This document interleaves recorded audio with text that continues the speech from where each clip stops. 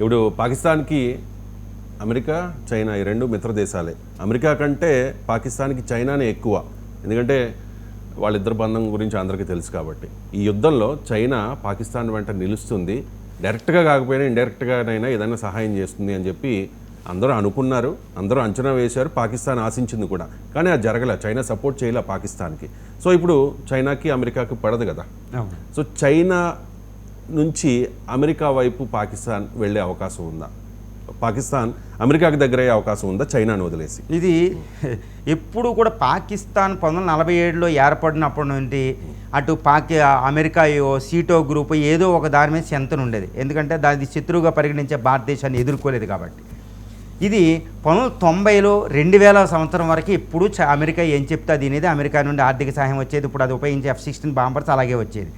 ఈ విధంగా అమెరికాయే ఏం చెప్తే అనేది అమెరికాకి ఏజెంట్గా ఉండి రష్యాకి వ్యతిరేకంగా సోవియట్ యూనియన్గా పనిచేసేది.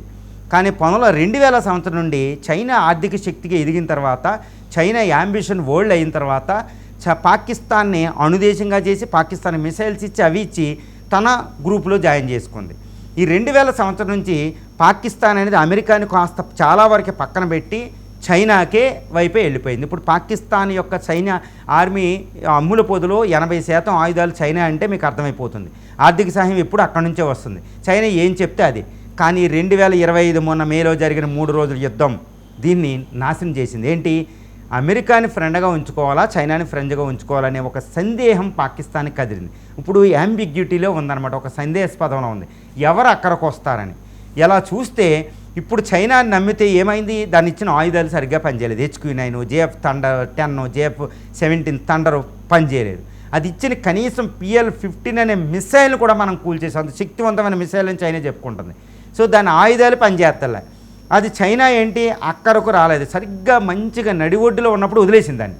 ఇప్పుడు చూడండి, చైనా వైపు రావాలి, మేము ఆల్ వెదర్ ఫ్రెండ్స్, మన ఇద్దరి మధ్యలో ఫ్రెండ్షిప్ హిమాలయాల కంటే ఎత్తు అనేది హిందూ మహాసముద్రం కంటే లోతు అయినదని చైనా చెప్తాడు. ఎవరో జీ జిన్పింగ్ గారు, అంతకుముందు ఉన్న అధ్యక్షుడు చెప్పాడు. మరి ఇప్పుడు ఏమైంది, పాకిస్తాన్ని నడి రోడ్డు మీద వదిలేశారు. పాకిస్తాన్ గిలగలా కొట్టుకుని దాని ఆయుధాలు కూడా పనిచేయలేదు, ఆర్థిక సహాయం చేయలేదు, IMFకి వెళ్తే తెచ్చుకుంటుంది, ఏ విధంగా కూడా చేయలేదు. కనీసం భారతదేశాన్ని పూర్తిగా మేము వార్నింగ్ కూడా ఇవ్వలేని పరిస్థితి చైనాకు వచ్చింది, మధ్యవర్తిత్వం వహించడానికి వస్తుంది. ఇప్పుడు Chinese foreign minister Yang Yu ఆయన మధ్యవర్తిత్వం చేస్తాం మేము సీజ్ ఫైర్కి, మీ ఇద్దరు మధ్యలో అంటున్నాడు, కానీ పాకిస్తాన్ సపోర్ట్ చేసినట్టు ఎక్కడా లేదు. అసలు దారుణమైన స్థితి అనమాట. పాకిస్తానీలు కూడా మోసపోయారు, పాకిస్తాన్ ఆర్మీ మోసపోయింది, పాకిస్తానీ ప్రభుత్వం. అంటే ఇప్పుడు ఎవరు నిర్ధారించుకోవాలి, అమెరికా బెటరు కాస్త వరకు. ఎందుకంటే ఈ మధ్యవర్తిత్వం ట్రంప్ గారు చేసి మధ్యవర్తిత్వం చేశారు, IMFలో ఫండ్ రిలీజ్ అయ్యిందంటే అదే. సో ఈ విధంగా అమెరికాని నమ్ముకోవడం బెటరు చైనా కంటే అనుకుంటుంది. కానీ నా అభిప్రాయం, as for as my mind is concern, Pakistan కూడా అంత ఈజీ కాదు విదేశాంగ విధానం. అంటే చైనాని పూర్తిగా వదులుకోదు, ఎందుకంటే సూపర్ పవర్ అవ్వబోతుంది, పూర్తిగా వదులుకోదు. అదేవిధంగా అమెరికాని ఇప్పటివరకే పక్కన పెట్టిన విధానాన్ని ఒప్పుకోదు. అమెరికా కూడా చాలా క్లోజ్ అవుతుంది, చైనా కూడా చాలా క్లోజ్ అవుతుంది. రెండింటిని కూడా ఫ్రెండ్స్కి స్వీకరించే అవకాశం ఉందని నేను అనుకుంటున్నాను.